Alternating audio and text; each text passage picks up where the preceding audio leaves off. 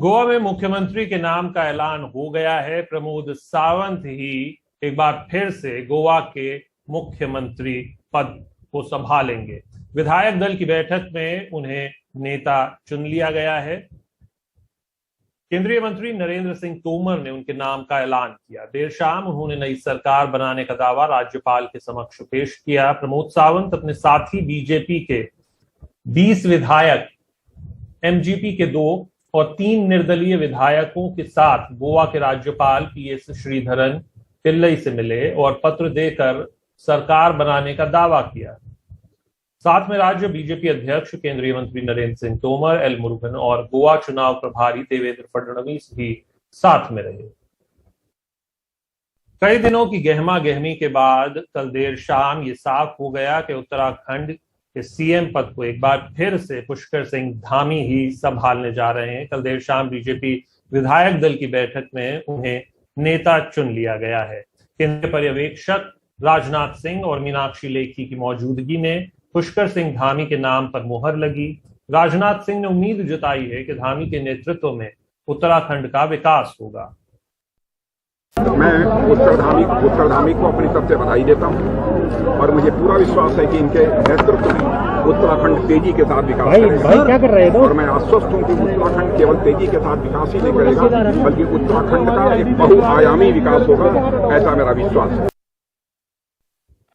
उत्तर प्रदेश में योगी आदित्यनाथ लगातार दूसरी बार मुख्यमंत्री पद की शपथ लेंगे। ये समारोह 25 मार्च को होगा, लेकिन उप मुख्यमंत्री राज्य में कौन होगा, इसको लेकर सस्पेंस बरकरार है। क्या एक बार फिर से केशव प्रसाद मौर्य, जो कि अपना विधानसभा चुनाव हार गए हैं, वो उप मुख्यमंत्री बनाए जाएंगे या फिर कोई नया नाम इस पद के लिए चुना जाएगा?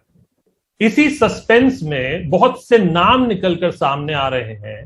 आलोक पांडे की ये रिपोर्ट देखिए। उत्तर प्रदेश में बीजेपी की बड़ी जीत के 11 दिनों बाद और योगी आदित्यनाथ के शपथ लेने से 4 दिन पहले भी एक बड़ा सवाल जवाब मांग रहा है कि उत्तर प्रदेश के उप मुख्यमंत्री कौन होंगे।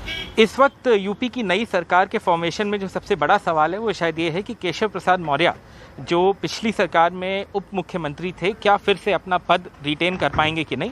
चुनाव वो हार गए, सिराथू से लड़े थे, लेकिन पल्लवी पटेल जो अपने दल कमेराबादी की हैं, उन्होंने उनको करीबन 7,500 वोटों से हराया। मौर्य की अनदेखी करना बीजेपी के लिए आसान नहीं होगा, क्योंकि वो बीजेपी में ओबीसी का बड़ा चेहरा हैं और लोकसभा चुनाव महज 2 साल दूर हैं। हार नहीं, उन्हीं की जीत है। उन्हीं के नेतृत्व में पूरा प्रदेश का चुनाव लड़ा गया और ऐतिहासिक जीत हुई, प्रचंड बहुमत प्राप्त हुआ। बहुत प्रचंड मेहनत उन्होंने चुनाव में किया और प्रत्येक दशा में हम लोग माननीय मोदी जी से और योगी जी से करबद्धतापूर्वक प्रार्थना करते हैं कि माननीय श्री केशव प्रसाद मौर्य जी को उप मुख्यमंत्री पद पर फिर से आसीन किया जाए और उनके पद और गरिमा को किसी भी दिशा में घटाया न जाए। नहीं, हम लोगों को बहुत ही दुख होगा।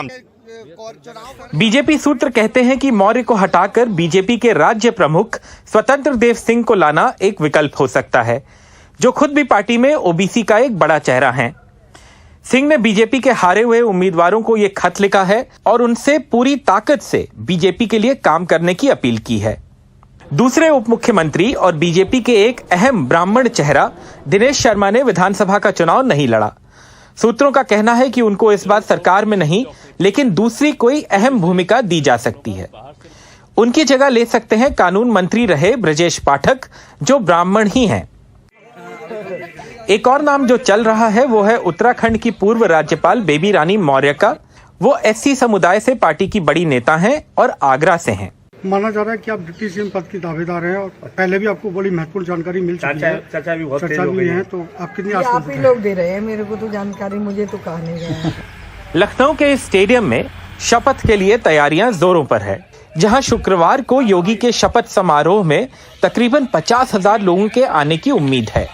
लखनऊ से कैमरा पर्सन राजेश गुप्ता के साथ आलोक पांडे, एनडीटीवी इंडिया। पिछले 3 दिनों में बिहार में 30 से ज्यादा लोगों की मौत रहस्यमय स्थिति में हुई है। इनके परिवार वालों का कहना है कि कुछ की मौत जहरीली शराब पीने के बाद हुई है। शराब पीने के बाद ही उनकी हालत बिगड़ी, लेकिन पुलिस का मानना है कि अधिकांश मामलों में मौत बीमारी की वजह से हुई।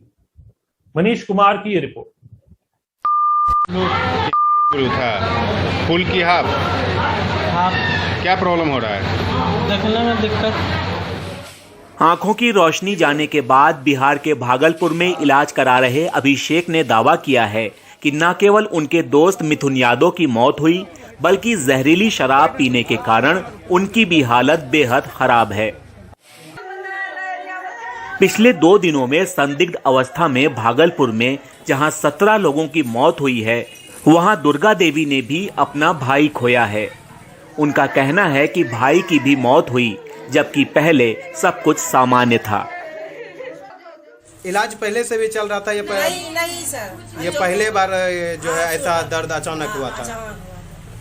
बस दर्द हुआ बस। सब रिपोर्ट नॉर्मल है, सब कुछ नॉर्मल है। बांका में 12 और मधेपुरा में 3 लोगों की मौत हुई है। वहीं बिहार सरकार ने स्थानीय अधिकारियों की जांच के आधार पर दावा किया है कि मौत का कारण कुछ और है। अभी तक उन लोगों का डिस्ट्रिक्ट के यहाँ से ये शराब के चलते जहरीली शराब से मौत हुई उसकी पुष्टि नहीं हुई है, लेकिन फिर भी सरकार पूरी तरह से सजग है और हम लोग शराबबंदी पूरी तरह से लागू किए हुए हैं। इस तरह की घटना में जो लोग भी संलिप्त हैं, अगर ये जहरीली शराब की घटना की पुष्टि होती है तो किन्हीं को भी छोड़ा नहीं जाएगा। इसका सिर्फ और सिर्फ जिम्मेवार बिहार के मुख्यमंत्री माननीय नीतीश कुमार जी हैं और माननीय मुख्यमंत्री की चहेते लोग, जो इनके मानने वाले लोग हैं और एनडीए के जो रसूखदार नेता हैं, उनके देख रेख में पूरे बिहार में दूसरे प्रदेशों से खेप पर खेप आता है। सवाल यह नहीं है कि बिहार में जहरीली शराब से कितने लोगों की मौत हुई, प्रश्न यह भी नहीं है कि आखिर इन मौतों के बाद प्रशासनिक जांच में किस प्रकार से सरकार के द्वारा लीपापोती किया जा रहा है। लेकिन चिंता की बात यह है कि मुख्यमंत्री नीतीश कुमार के तमाम दावों के बावजूद बिहार में न केवल शराब उपलब्ध है, बल्कि जहरीली शराब पीकर न केवल लोगों की जानें जा रही हैं, बल्कि कई लोग तो पूरे जीवन के लिए अपनी आंखों की रोशनी भी खो रहे हैं। पटना से कैमरामैन हबीब अली के साथ मनीष कुमार, एनडीटीवी इंडिया के लिए। मध्य प्रदेश में पिछड़े वर्ग के छात्रों की स्कॉलरशिप कई दिनों से रुकी हुई है। बजट में कमी और बढ़ी फीस को इसकी वजह बताया जा रहा है, लेकिन ये वजह इन छात्रों की चिंता कम करने का काम नहीं कर रही। अब कुछ इलाकों में प्रदर्शन करना इन छात्रों ने शुरू कर दिया है। पिछड़े वर्ग का ज्यादा हितैषी कौन है, इस मुद्दे पर मध्य प्रदेश विधानसभा में हंगामा होता रहा है। कई सत्र स्थगित हुए हैं।